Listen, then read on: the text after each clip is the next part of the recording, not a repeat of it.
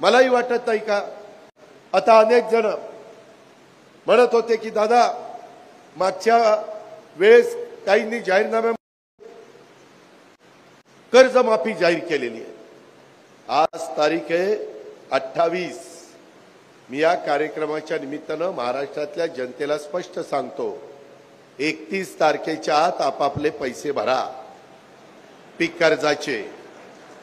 त्याच्यामध्ये जे काही सांगितलेलं होतं ते प्रत्यक्षात कृतीमध्ये येत नाही।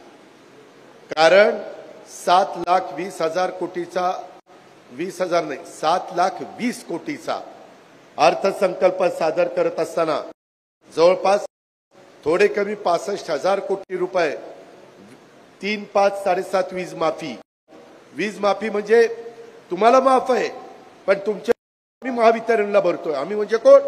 सरकार। आणि माझ्या लाडक्या बहिणी त्यांच्या 1,500 प्रमाणे त्यांना 45,000 कोटीची तरतूद करावी लागलेली आहे। ही गोष्ट ध्यानामध्ये घेतली पाहिजे।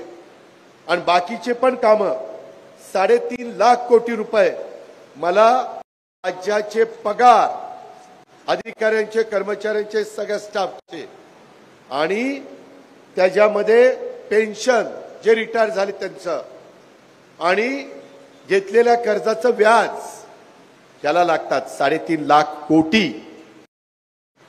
आणि हे 65,000 म्हणजे 4.25 थोडे कमी 4.25 4,15,000 कोटी तर ह्याच्यातच गेले। मला शाळा त्याला पुस्तकं वह्या त्यांना युनिफॉर्म त्यांचे हॉस्टेल त्यांचा बाकीचा खर्च इतर अनेक प्रकारचे खर्च असतात। तुमचे रस्ते लाईट पाणी मूलभूत गरजा ह्या सगळ्या आपल्याला या निमित्तानं द्यावे लागतात। ही पण बाब आपण सगळ्यांनी लक्षामध्ये घ्या। मला काल मी कोल्हापूरला होतो, तिथेही मला मुश्रीफ साहेबांनी सांगितलं अहो लवकर सांगा, लोक पैसे भरनात वाट बघत बसले। आणि त्याच्यामुळं परिस्थितीनुरूप आम्ही पुढचे त्या ठिकाणी परिस्थिती नाही। त्याच्यामुळे या वर्षी पण पुढच्या वर्षी पण घेतलेल्या पीक कर्जाचे पैसे भरा।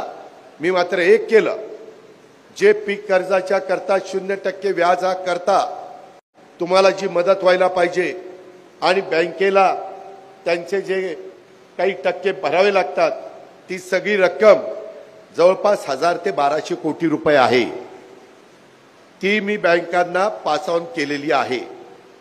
मी म्हणजे मी एकटा माझ्यावर नाही, मी देवेंद्र राऊतांनी, नाहीतर तुम्हाला वाटायचं हे काय मी करत चाललेलं आहे, तिघांनी मिळून ते केलेलं आहे। आता हे सगळं करत असताना ज्यांचं पैसे परवा आम्ही क्लिअर केलेले आहेत, दुधावाल्यांना जो तुम्ही घातलेल्या दुधाबद्दल राज्य सरकार तुम्हाला जे अनुदान देतंय ते पण बहुतेकांच्याकडे जमा झालेलं असेल। जमा झालेलं नसेल, चेअरमन कुठे गेले? जमा झाले